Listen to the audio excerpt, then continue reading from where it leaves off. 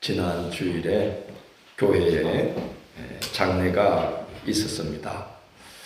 별세하신 이의 영혼을 위해 기도하고 예배로 유족들을 위로하고 예식에 함께한 이들을 말씀으로 권면하다 보니 삶과 죽음에 대해 많은 생각을 하게 되었습니다. 하나님께서 예수님을 보내셔서 우리를 위해 십자가에 달려 속죄의 제물이 되게 하심으로 우리 죄의 문제를 해결해 주시고 죽음 가운데서 부활하사 우리에게 영생의 길을 열어 죽음의 문제를 해결해 주신 것이 너무나 귀하고 복된 선물이라는 생각을 새삼 다시 하게 되었습니다. 인간이 지닌 근본 문제는 죄와 사망이라고 성경은 증거합니다. 근본 문제라는 말은 세상에 속한 것이나 사람의 노력으로는 절대로 해결될 수 없는 문제라는 말입니다. 로마서 6장 23절은 죄의 삭은 사망이요 하나님의 은사는 그리스도 예수 우리 주 안에 있는 영생이니라고 말합니다. 죄의 삭은 사망이고 그리스도 예수 안에 있을 때는 영생이 있다는 말씀입니다. 사람들이 천차만별 각양각색으로 살고 있는 것 같아도 두 가지 중 한 길을 걷고 있다는 거죠. 사망의 길을 걷든지 영생의 길을 걷든지 이 둘 중 한 가지의 길을 걷고 있다는 말입니다. 죄의 삭은 사망이라 했는데 삭은 어떤 것에 대한 대가를 말합니다. 죄의 삭은 사망이라는 말은 죄의 문제를 해결받지 못한 인생은 삶을 산 대가로 사망이 찾아온다는 말씀입니다. 여기서 말하는 사망은 육신의 죽음을 말하는 것이 아닙니다. 히브리서 9장 27절은 한 번 죽는 것은 사람에게 정해진 것이요 그 후에는 심판이 있으리니라고 말씀합니다. 죽음 후에 있다는 심판은 어떤 심판일까요? 요한계시록 20장 13절 이하의 말씀은 심판대 앞에서 벌어질 일을 이렇게 증거하고 있습니다. 또 내가 보니 죽은 자들이 큰 자나 작은 자나 그 보좌 앞에 서 있는데 책들이 펴 있고 또 다른 책이 펴졌으니 곧 생명책이라. 죽은 자들이 자기 행위를 따라 책들에 기록된 대로 심판을 받으니 바다가 그 가운데서 죽은 자들을 내주고 또 사망과 음부도 그 가운데서 죽은 자들을 내주매 각 사람이 자기의 행위대로 심판을 받고 사망과 음부도 불못에 던져지니 이것이 둘째 사망 곧 불못이라. 누구든지 생명책에 기록되지 못한 자는 불못에 던져지리라고 말씀하고 있습니다. 아담이 범죄함으로 말미암아 그 죄를 전가받은 모든 인류가 죄의 삭수로 받게 될 대가가 육신의 죽음인 첫째 사망이 아니라 심판받고 영벌에 처해지는 둘째 사망이라는 것입니다. 삶을 산 대가가 죽음으로 삭을 받게끔 인생을 설계하셨다면 하나님을 사랑이라 할 수는 없겠죠. 하나님의 소원은 악한 자라도 회개하여 구원받는 것이지 우리를 멸망시키는 것이 결코 아닙니다. 그래서 하나님은 구원의 길을 복잡하고 어렵게 설계하지 않고 누구라도 구원받을 수 있도록 누구라도 영생을 누릴 수 있도록 단순하게 구원의 길을 예비하셨어요. 요한복음 3장 16절 17절은 그 길을 이렇게 증거합니다. 하나님이 세상을 이처럼 사랑하사 독생자를 주셨으니 이는 그를 믿는 자마다 멸망하지 않고 영생을 얻게 하려 하심이라. 하나님이 그 아들을 세상에 보내신 것은 세상을 심판하려 하심이 아니요 그로 말미암아 세상이 구원을 받게 하려 하심이라. 그렇게 말하고 있습니다. 예수님을 하나님의 아들 그리스도로 믿으면 영생을 얻게끔 구원의 길을 설계하셨다는 것입니다. 구약시대에도 하나님은 구원의 길을 매우 단순 명료하게 제시하셨습니다. 내가 오늘 너에게 명령한 이 명령은 너에게 어려운 것이 아니요 먼 것도 아니라 하늘에 있는 것이 아니니 너희가 이르기를 누가 우리를 위하여 하늘에 올라가 그의 명령을 우리에게로 가지고 와서 우리에게 들려 행하게 하라 할 것이 아니오. 그것이 바다 밖에 있는 것이 아니니 너희가 이르기를 누가 우리를 위하여 바다를 건너가서 그의 명령을 우리에게로 가지고 와서 우리에게 들려 행하게 하라 할 것도 아니라 오직 그 말씀이 너희에게 매우 가까워서 너희 입에 있으며 너희 마음에 있은즉 너희가 이를 행할 수 있느니라. 보라 내가 오늘 생명과 복과 사망과 화를 너희 앞에 두었노라고 말씀합니다. 무슨 말씀입니까? 영생에 이르기 위해서 바다 끝이나 하늘 꼭대기로 오르는 수고를 감수해서 거기서 무슨 어렵고 신비한 어떤 것을 우리가 배우거나 발견해야 되는 게 아니라는 겁니다. 하나님께서 우리 귀에 들려주시고 우리 입술에 담아주신 생명의 말씀을 듣고 믿고 순종하면 사망과 화를 면하고 생명과 복을 얻을 수 있다는 말씀입니다. 그러니 얼마나 쉽고 단순한 길입니까? 너무나 분명한 길입니다. 예수님이 십자가에 달려 거룩한 피를 흘리심은 내 죄를 씻기 위함입니다. 하나님께서 그렇게 계획하셨고 그렇게 약속하셨으니 믿으면 내 죄가 주홍같이 붉을지라도 흰눈같이 씻어주시고 죄 없다고 여겨주시는 유월의 은혜가 임합니다.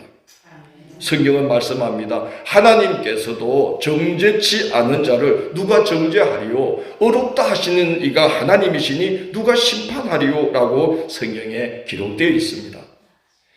예수 그리스도께서 십자가에 달려 머리부터 발끝까지 조금도 성함이 없도록 상하시고 피를 흘리심은 나의 죄를 머리에서부터 발끝까지 하나도 빠짐없이 철저하게 온전히 본질적으로 그리고 영원히 계속해 주시기 위함입니다. 하나님과 우리 사회를 가로막아 저주와 심판과 영벌에 처해질 죄의 문제를 해결받고 그 큰 은혜의 세계로 들어가는 문을 하나님께서 믿음 하나로 열어주신다니 얼마나 큰 사랑이며 큰 은혜이겠습니까? 오늘 김대중 목사님 기도처럼 우리가 이제 다시는 과거에 매일 필요가 없습니다. 지난날의 우리의 허물이나 우리의 실수나 우리의 여러 가지 어두운 것에 매어서 살아갈 이유가 없습니다. 믿는 자에게는 영생의 길이 우리 앞에 놓여있기 때문에 그날을 그 길을 소망 중에 바라보면서 앞을 향해서 걸어가게 되시기를 축원합니다. 그것이 구원의 삶 아니겠습니까? 죽음의 문제도 마찬가지입니다. 인간의 노력으로는 둘째 사망에 던져짐을 면할 방법이 없습니다만은 이 또한 하나님께는 어려운 일이 아닙니다. 죄의 문제도 우리가 해결하자면 할 수가 없는 일이지만 바다 끝을 가도 안 되고 하늘 꼭대기에 올라가는 노력을 해도 죄의 문제가 해결받을 수 없지만 하나님이 행하시면 너무나 단순하고도 분명하게 죄사함의 길을 열어주셨듯이 죽음의 문제도 인간의 노력으로는 둘째 사망에 던져짐을 면할 방법이 없습니다만은 하나님께는 어려운 일이 아니라는 겁니다. 하나님은 십자가에 달려 죽으신 예수를 단번에 살리심으로 어려운 일이 아니라는 것을 보여주셨습니다. 오늘 본문 20절 말씀처럼 잠자는 자들의 첫 열매가 되게 하시려고 예수를 죽은 자 가운데서 하나님은 다시 살리셨습니다. 하나님의 그 능력을 믿는 자는 부활의 능력을 힘입게 됩니다. 예수님의 부활이 내 부활이 되는 것이요, 예수님의 생명이 내 생명이 되는 그 은혜가 오직 믿음을 통해서 우리에게 선물로 주어진다는 것입니다. 오늘 22절은 증거합니다. 아담 안에서 모든 사람이 죽은 것 같이 그리스도 안에서 모든 사람이 무엇을 얻으리라? 삶을 얻으리라. 어떤 분이 가게를 열었는데 장세가 안 되어서 빚을 내어 빚을 갚는 지경에 이르고 말았어요. 가게를 접었어요. 전국을 돌아다니기 시작했습니다. 왜 그랬을까요? 죽을 자리 찾느라고 전국을 돌아다녔대요. 그러다가 전도를 받고 교회를 다니게 되었습니다. 하나님께서 그분에게 믿음을 선물로 주셔서 예수님을 통해서 하나님이 예비하신 사랑과 은혜를 알게 되었습니다. 인생의 목적을 찾았습니다. 먹든지 마시든지 무엇을 하든지 다 하나님의 영광을 위하여 하라. 이 말씀, 돼서 인생의 목적을 발견하게 된 거죠. 다시 가게를 열었습니다. 종목이 무엇일까요? 망했을 때와 똑같은 종목, 청바지 장사를 다시 시작했습니다. 전에는 재고가 남으면 죽고 싶었는데 이제 재고가 남으면 하루 시간을 내어서 그 재고 청바지를 나눠주려고 다니다 보니 이곳저곳 다니다 보니 전국을 다니게 되었다고 합니다. 전에는 뭐 때문에 전국을 다녔죠? 죽을 자리 찾느라고. 이제는 뭐 하느라고? 나눠주느라고. 기부천사가 되어서요, 날개를 달고 전국을 돌아다니고 있습니다. 아담 안에서 죽은 자처럼 살았던 그가 그리스도 안에서는 사는 것처럼 사는 자가 된 것입니다. 아담 안에서 모든 사람이 죽은 것 같이 그리스도 안에 있으면 모든 사람이 뭘 얻으리라? 삶을 얻으리라. 사는 것처럼 살게 해주신다는 거예요. 그분이 예수 믿었다고 청바지 장사해서 부자 된 거 아닙니다. 뭐 하는 것마다 척척 된 게 아닙니다. 그런데 죽으려고 전국을 죽을 자리를 찾아다니던 이분이 이제는 남는 재고를 사람들에게 나누어 주려고 기쁨으로 전국을 돌아다니는 사람이 된 거죠. 사람이. 그게 구원받은 삶 아니겠습니까? 그리스도 안에 있으면 그렇게 인생을 보는 눈이 달라지고 삶이 달라지는 거죠.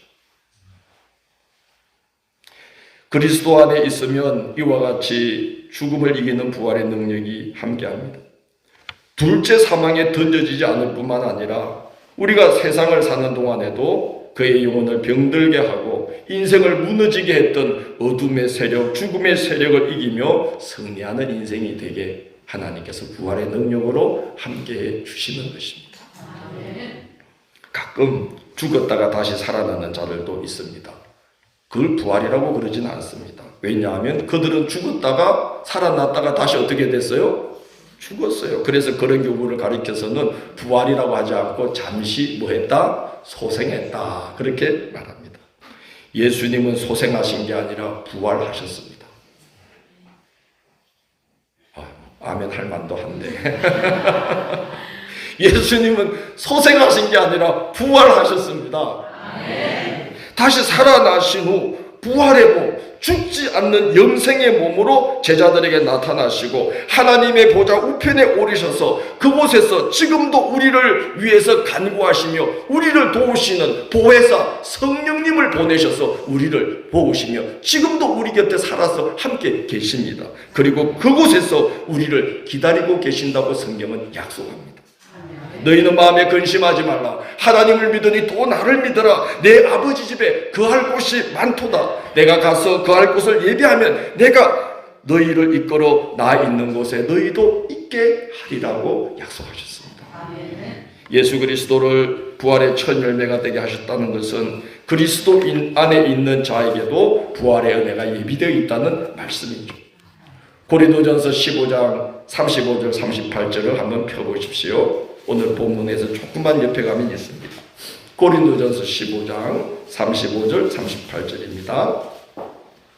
자, 같이 봉독합니다. 누가 묻기를 죽은 자들이 어떻게 다시 살아나며 어떠한 몸으로 오느냐 하리니 어리석은 자여 내가 뿌리는 씨가 죽지 않으면 살아나지 못하겠고 또 내가 뿌리는 것은 장래의 형체를 뿌리는 것이 아니오 다만 이나 다른 것의 알맹이 뿐이로되 하나님이 그 뜻대로 그에게 형체를 주시되 각 종자에게 그 형체를 주시느니라. 아멘. 말씀이 무슨 말씀인지 이해가 되죠? 드디어 교회 마당에 모가나무에 싹이 텄습니다. 이것도 아멘 할 만한 일이죠. 저는 겨울 동안 그 싹을 너무 보고 싶었습니다. 봄을 기다렸거든요. 드디어 교회 마당에 모가나무에 싹이 났습니다. 좀 있으면 분홍빛 고운 꽃이 피겠죠.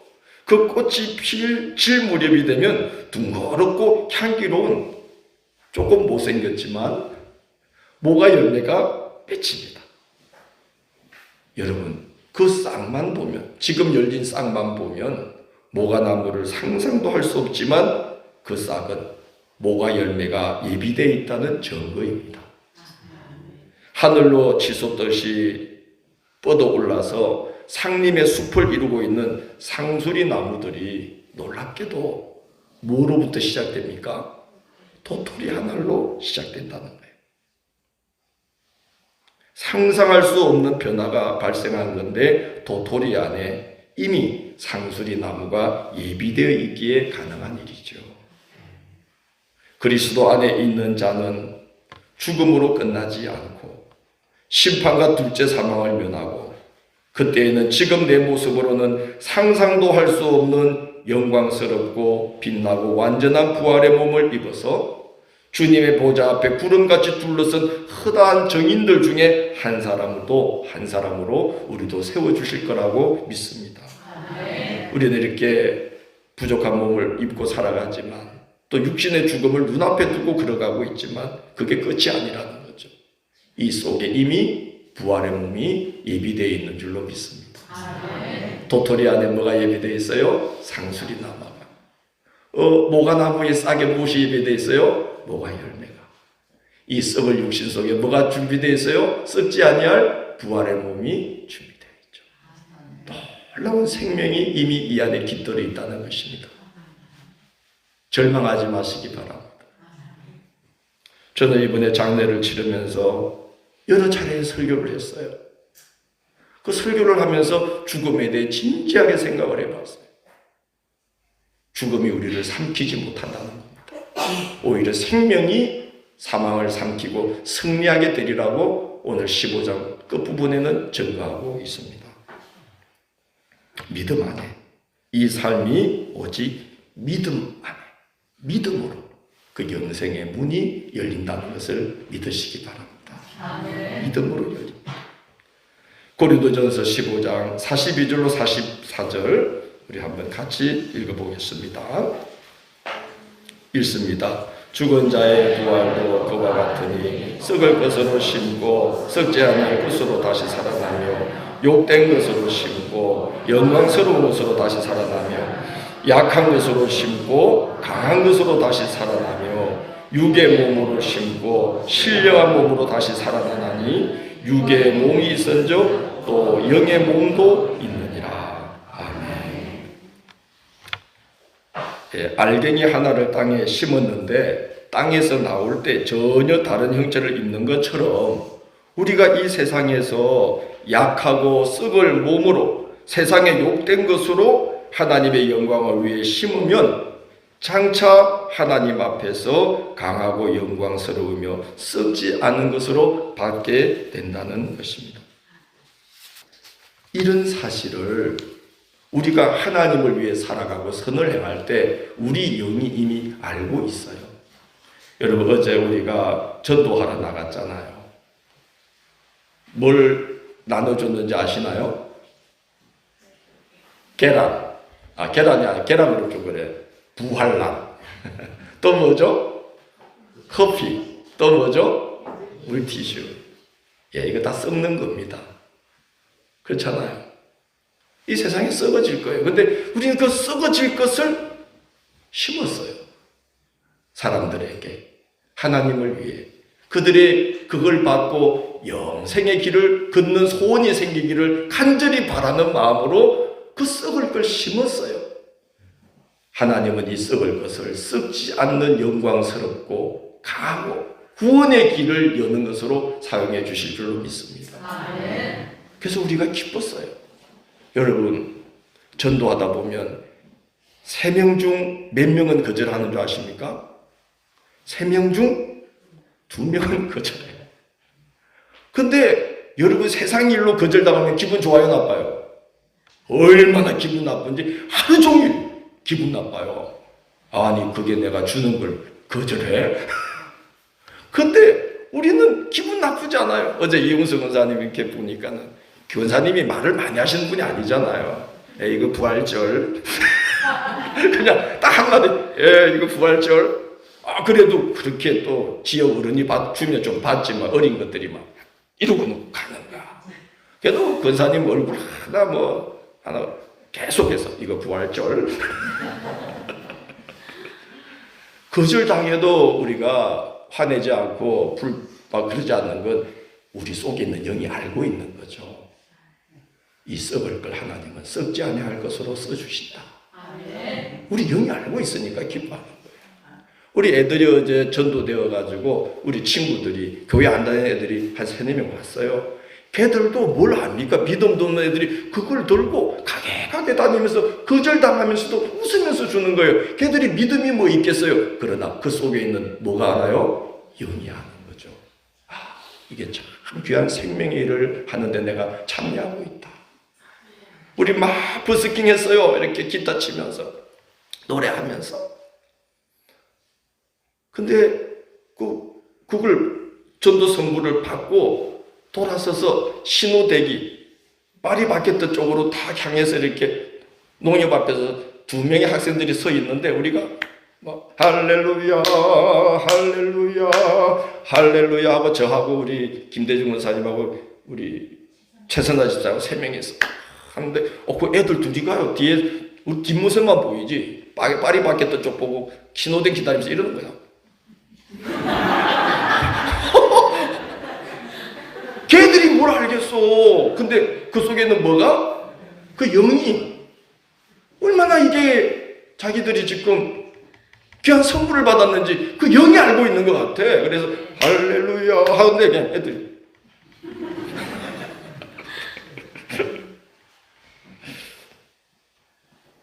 그렇습니다. 우리는 이 약하고 썩을 몸으로 주님을 예배합니다. 세상에 욕된 것으로 주를 섬깁니다. 세상에 썩을 것과 약한 것과 또 세상에 욕된 것으로 이 몸으로 우리 기도하고 봉사하고 서로 사랑을 나눕니다. 그런데 세상이 줄 수 없는 기쁨과 평안, 소망을 얻습니다. 우리 영이 장차 예비된 것이 어떤 것인지를 알기 때문이죠. 썩을 것으로 심고 썩지 아니할 것으로 다시 살아나며 욕된 것으로 심고 영광스러운 것으로 다시 살아나며 약한 것을 심었는데 하나님은 강한 것으로 다시 살아나게 해주신다는 것을 우리 영이 알고 있기 때문에 이 썩을 몸으로 이 약한 몸으로 이 세상에 욕된 것으로 우리가 하나님을 위해서 사람들을 위해서 행할 때에 기뻐지는 것입니다. 그게 이미 우리 속에 씨앗으로 부활의 씨앗으로 들어와 있기 때문이에요. 그리스도 안에 있는 모든 사람은 삶을 얻으리라고 약속합니다. 둘째 사망을 면하는 것은 당연한 일이고 이 땅에서 썩을 몸으로 약한 몸으로 욕된 것을 의지하고 살아가고 있지만 우리는 불평과 원망과 절망으로 살지 않고 하나님이 주시는 기쁨으로 생명력으로 삶을 사는 듯이 사는 복을 누리게 되는 것입니다. 그리스도 안에 있는 자는 모든 사람이 뭘 얻으리라? 삶을 얻으리라. 그렇게 부활의 능력과 생명을 경험하시고 또 그런 삶을 살기를 결단하시고 그냥 썩어 없어지고 그리고 둘째 사망에 처해지는 그런 심판을 직면하게 되는 그 길이 아니라 영생으로 이어지는 그런 길을 선택하시고 날마다 그 길을 결단하시며 걸어가시는 복된 믿음의 성도들이 되시길 주의 이름으로 축원합니다.